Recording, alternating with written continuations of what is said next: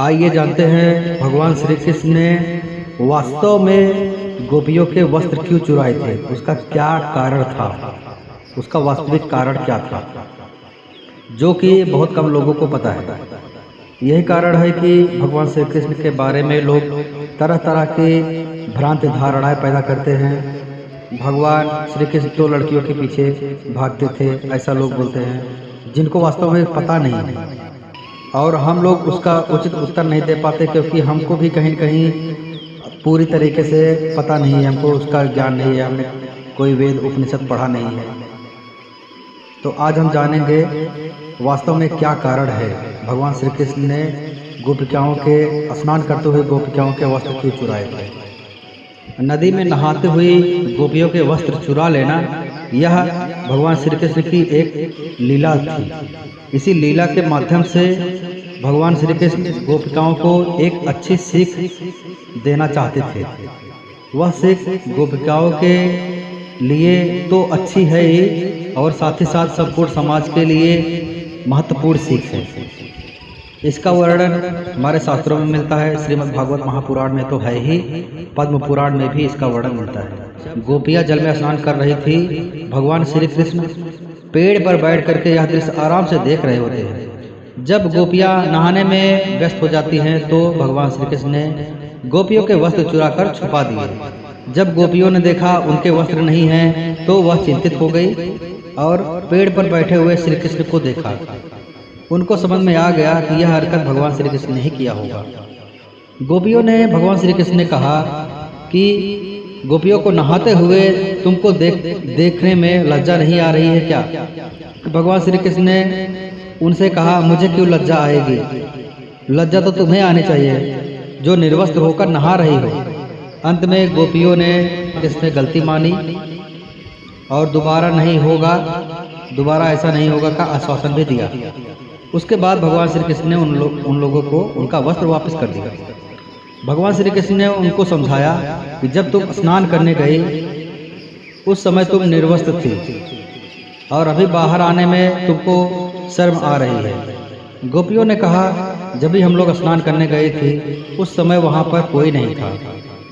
यह बात सुनकर भगवान श्री कृष्ण ने उनको समझाया कि तुम लोग ऐसा सोच रहे हो कि यहाँ पर कोई नहीं है, परंतु वास्तव में यहाँ पर पशु पंछी हैं, जल के प्राणी यहाँ पे हैं जो कि तुमको निर्वस्त्र होकर देख रहे हैं। और स्वयं सबसे बड़ी बात, जल के अधिष्ठाता देव स्वयं वरुण देव जी जो कि एक पुरुष है, उन्होंने भी तुम सबको निर्वस्त्र देखा, जो कि एक अपमान की बात है। जल में निर्वस्त्र स्नान करने से हमारे पूर्वज भी नाराज हो जाते हैं। इससे घर में सुख शांति नहीं रहती है, घर में दुख दरिद्रता झगड़े क्लेश मचा रहता है और हमारे सुख नष्ट हो जाते हैं। इसीलिए कभी भी निर्वस्त्र होकर स्नान नहीं करना चाहिए।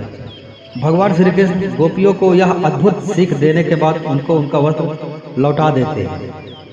भगवान श्री कृष्ण आगे गोपियों को बताते हैं कि हे गोपियों, इस बात में कोई भी शक नहीं है कि तुम संपूर्ण रूप से मुझे समर्पित हो, क्योंकि सारी गोपियां भगवान श्री कृष्ण को अपने पति के रूप में समझती थी, पति के रूप में पाना चाहती थी, और उसी के लिए वो लोग यह व्रत कर रही थी। व्रत के अनुसार गोपियों को सुबह स्नान करना था, स्नान करने के बाद में कात्यायनी देवी का व्रत करना था, कात्यायनी माता का पूजन अर्चन करना था।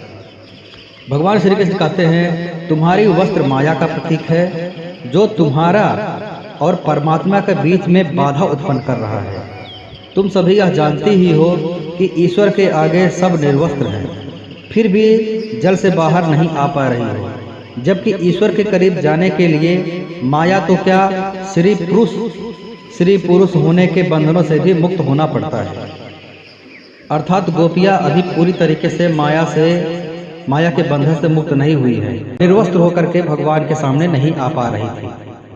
भगवान श्री कृष्ण के वस्त्र हरण की एक दूसरी लीला भी है, जो कि बहुत ही महत्वपूर्ण है। श्रीमद् भागवत महापुराण में वर्णन दिया गया है। भागवत महापुराण के अनुसार गोपियाँ श्री कृष्ण को पति के रूप में चाहती थी और उसके लिए कात्यायनी व्रत करती थी, जिससे कात्यायनी माता प्रसन्न होकर उन्हें वरदान देती हैं कि श्री कृष्ण उनके पति होंगे। हम यह जानते हैं कि निर्वस्त्र केवल अपने पति के सामने ही जा सकती हैं, यानी श्री कृष्ण गोपियों को यह संदेश देना चाहते थे कि मैं तुम्हारी विनती स्वीकार कर लिया हूँ और तुम सबके पति के रूप में मैं प्रस्तुत हूँ। मैंने तुम लोगों को अपना पत्नी स्वीकार कर लिया हूँ। और कात्यायनी देवी का व्रत सफल हो गया है।